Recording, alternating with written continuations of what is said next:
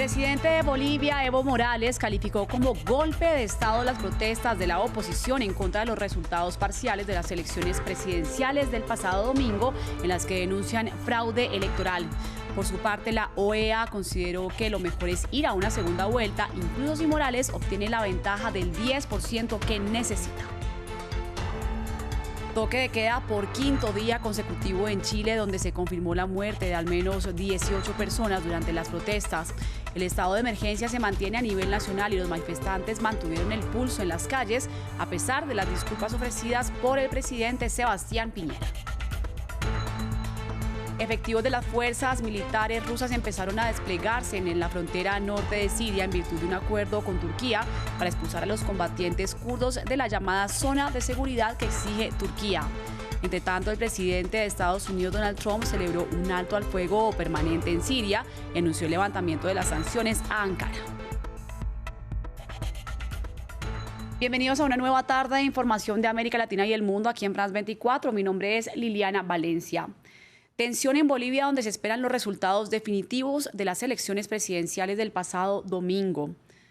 En estos momentos, la página web del órgano electoral de Bolivia y el Tribunal Electoral Boliviano se encuentran caídas por fuera del país. La última información que del sistema de cómputo electoral del órgano electoral plurinacional, actual presidente Evo Morales, tendría entonces un registro del 46,68% según estas páginas oficiales del gobierno boliviano, mientras el opositor Carlos Mesa registraría un 36,86%.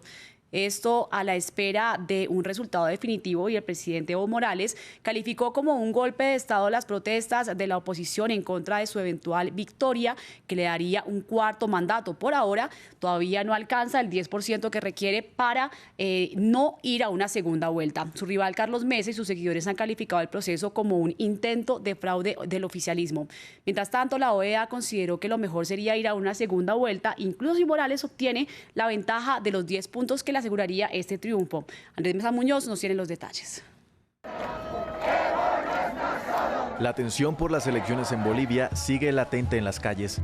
Manifestantes de la oposición y el oficialismo reclaman respeto a la democracia, luego de que se suspendiera el escrutinio preliminar de los votos que indicaban que habría una segunda vuelta y se reanudaran un día después, mostrando una sorpresiva tendencia a favor del presidente Evo Morales, quien denuncia que hay quienes quieren robar su victoria.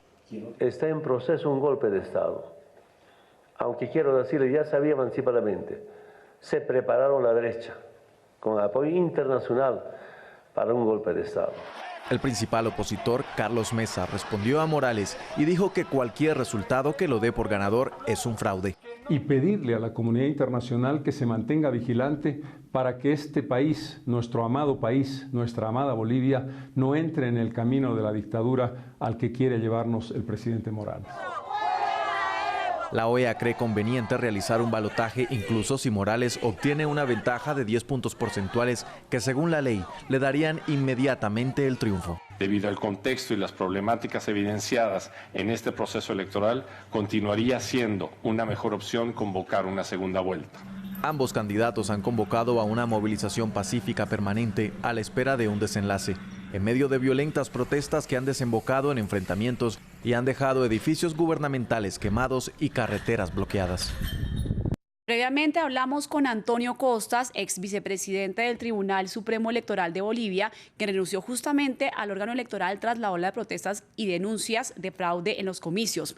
Nos explicó cómo se tomó la decisión de suspender la transmisión de resultados del conteo rápido, una determinación que en su momento consideró desatinada.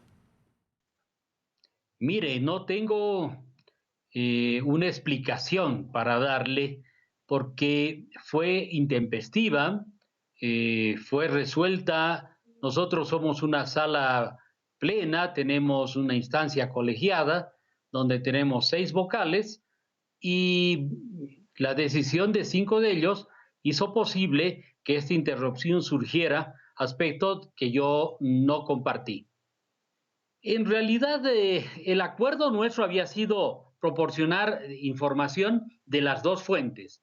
En el caso del TREP debíamos hacerlo a las 8 menos cuarto de la noche, aspecto que cumplimos, y un segundo reporte alrededor de las 9:30 de la noche, donde estimábamos estar ya sobre el 94% de procesamiento, aspecto que se alcanzó, pero indudablemente no fue informado a la ciudadanía por esta decisión de no emitir más los resultados.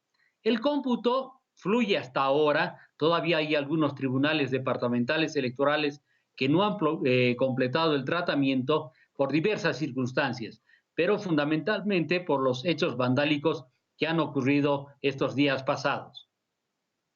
Jornada de huelga general en Chile donde continúan las marchas, los disturbios y los enfrentamientos con las autoridades.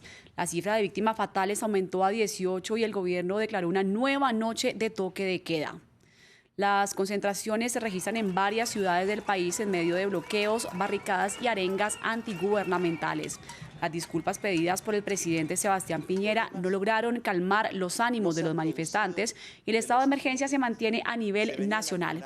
Ampliamos la información con nuestro corresponsal en Santiago de Chile, Juan Pablo Monsalve. Juan Pablo, buenas tardes y cuéntenos cuál es la principal exigencia de los manifestantes en esta jornada de huelga general. ¿Por qué las disculpas pedidas por Piñera no lograron calmar los ánimos de la gente que está en las calles?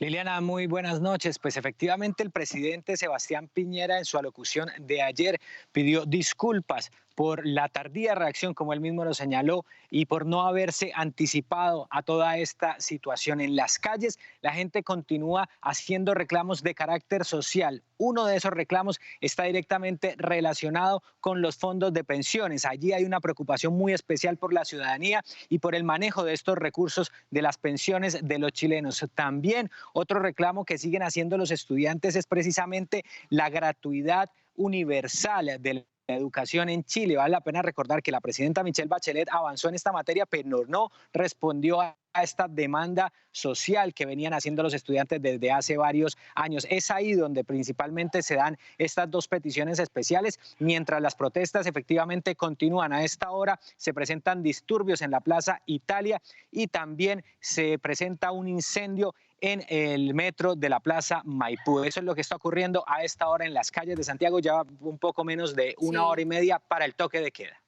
Pero además, cuéntenos, Juan Pablo, ya son 18 los muertos que dejan estos 6 días de manifestaciones según cifras oficiales. ¿Qué dicen organizaciones de derechos humanos acerca de una presunta violencia contra los manifestantes?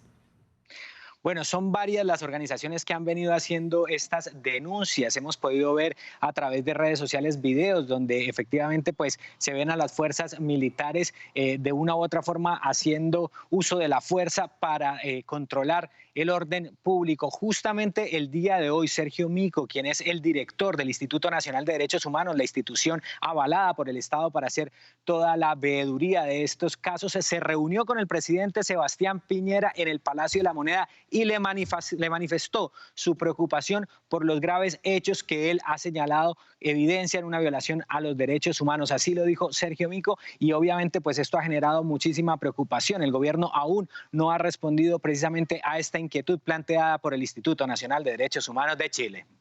Pues es Juan Pablo Monsalve, corresponsal de France 24 en Santiago de Chile, y continuamos con más noticias. Día de tensa calma en el norte de Siria, esto debido a que Turquía se comprometió a cesar su ofensiva en la zona en el marco de un acuerdo con Rusia. Este miércoles, coyotes militares rusos fueron vistos en la región con la aparente misión de asegurar el retiro de las milicias kurdas de la zona de seguridad impuesta por Ankara. Por su parte, el presidente estadounidense Donald Trump anuló las sanciones económicas dirigidas a Turquía. Tiziano Ustianowski nos cuenta más. Ondean las banderas del actor que se impuso como una pieza clave de este conflicto, Rusia. Las tropas de Moscú tomaron posición en varias localidades del norte sirio, al tiempo que Turquía y los rebeldes bajo sus órdenes consolidaron las suyas, cada quien en su sitio en esta nueva distribución que se definió el martes en Sochi entre ambos mandatarios. Un desenlace que conviene al presidente de Estados Unidos, Donald Trump. El gobierno de Turquía informó a mi administración que detendrán los combates y su ofensiva en Siria y que harán permanente el cese al fuego. Por lo tanto, las sanciones serán levantadas, a menos que ocurra algo que no nos guste. Este fue el resultado creado por nosotros, Estados Unidos y nadie más. Un resultado fruto en parte de la decisión del mandatario estadounidense de retirar sus tropas de la zona. Una fuerza que era escasa, pero que aún así respaldaba a las milicias kurdas, que quedaron a la merced de Turquía. Ankara terminó consiguiendo su zona de seguridad al sur de su frontera, como lo exigía, y elude las sanciones de Washington por parar su ofensiva. El gran interrogante sigue siendo la suerte de los 12.000 yihadistas del autodenominado Estado Islámico, que se estiman estar en las cárceles vigiladas por los kurdos. El enviado de Estados Unidos para Siria confirmó ante el Congreso la fuga de por lo menos 100 de ellos, lo cual alimenta el temor de un resurgimiento del grupo extremista. Los grandes perdedores de esta reconfiguración son los kurdos, quienes en medio del conflicto sirio habían conseguido su territorio semiautónomo. Aislados, se vieron obligados a pactar con Al-Assad, un aliado de Rusia, decidido a retomar el control de todo el territorio. En Líbano, las protestas antigubernamentales ya completan 7 días consecutivos en una movilización sin precedentes donde la ciudadanía pide la caída de la élite gobernante. Las reformas económicas anunciadas por el primer ministro Saad Hariri no han calmado las movilizaciones ciudadanas que acusan al gobierno de corrupción, al tiempo que denuncian los altos costos de la vida y la falta de servicios públicos de calidad. La legislatura de Hong Kong retiró formalmente el controvertido proyecto de ley de extradición que fue el detonante de protestas y disturbios desde el pasado mes de abril en medio de la indignación de la ciudadanía. La ley de extradición que llevó a meses de enfrentamientos en Hong Kong ha sido formalmente retirada. El proyecto de ley habría permitido que sospechosos criminales fueran extraditados a China continental. La decisión llega el mismo día en que se liberó al sospechoso de asesinato, cuyo caso desencadenó la crisis, que originó la polémica propuesta de ley de extradición. Chang Tong-kai es buscado por matar a su novia embarazada en Taiwán. Pero sin un tratado de extradición vigente entre Hong Kong y ese país, el gobierno había utilizado su caso para impulsar el proyecto de ley. La liberación de Chang ha provocado una disputa política con Taipei. Dado que el gobierno de Hong Kong no está dispuesto a ejercer su jurisdicción y defender la justicia para la víctima, Taiwán se ocupará del asunto. Mientras tanto, informes según los cuales hay planes para reemplazar a la líder del Ejecutivo Carrie Lam han sido negados por Beijing. Este es un rumor político con motivos ocultos. El gobierno central apoya firmemente a la líder del Ejecutivo Carrie Lam y al gobierno de Hong Kong. Mientras que las autoridades chinas esperan que retirar la ley de extradición acabe con las protestas, los manifestantes han escalado en un movimiento pro democracia más alto y es poco probable que se detengan. El Filipinas Ballet cumplió 50 años habiendo superado todo tipo de tormentas. En medio de desastres naturales, presupuestos reducidos y la fuga de talentos debido a los bajos salarios, esta reconocida organización artística en el país promete que el show va a continuar. Juan Villor nos cuenta más de la historia de estos bailarines. Durante sus 50 años de carrera, el ballet de Filipinas ha sobrevivido a muchas tormentas, empezando con la falta de ayuda pública para financiar sus actividades. Los bailarines en el extranjero usan un par de zapatillas al día. En el ballet de Filipinas lo usan todo el año. Les ponen pegamento, los barnizan, hacen todo lo que pueden para que dure.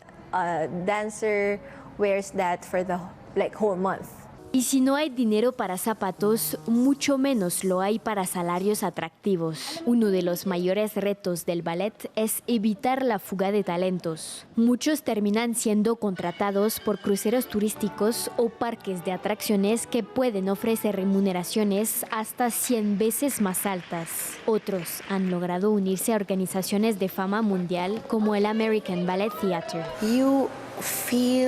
Sientes un gran logro cuando ves a un bailarín que fue solo un segundo papel por un tiempo y que ahora está volando en el escenario, como en un sueño. En 2014, el ballet también tuvo que lidiar con un tifón que cortó la electricidad en la sala de espectáculos y con inundaciones que bloquearon los músicos. Más de 30,000 personas vieron las producciones de la compañía el año pasado, lo que es notable en un país donde millones de personas viven con $2 al día. Así finalizamos esta emisión en France 24. Ustedes continúen con más en nuestra página web france24.com. Nos vemos más adelante.